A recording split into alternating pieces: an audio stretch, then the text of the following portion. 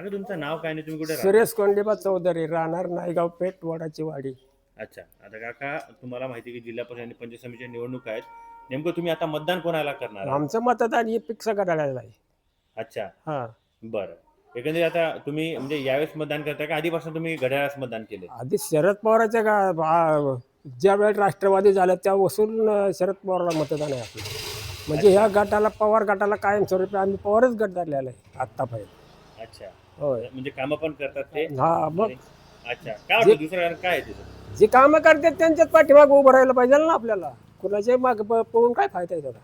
अच्छा. बरोबर आहे का नाही? हा. म्हणजे घड्याळचे जे उमेदवार आहेत ते कामं नक्कीच करतात. हा, करतात ना काम. अच्छा. तुमचा विश्वास आहे त्यांच्यावर? हा, विश्वास असल्याशिवाय आपण बोलतो का? बरं. एकंदरीत आता गावामध्ये जे काही रखडलेली कामं असतील तर त्यांच्या मार्फत कामं होतात का?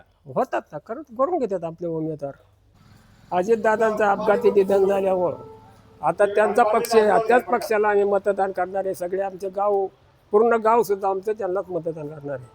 आणि आम्ही सुद्धा वैयक्तिक मतदान त्यांनाच करतोय. आत्तापर्यंत बी केलंय ना, इथून पुढं पण करणार.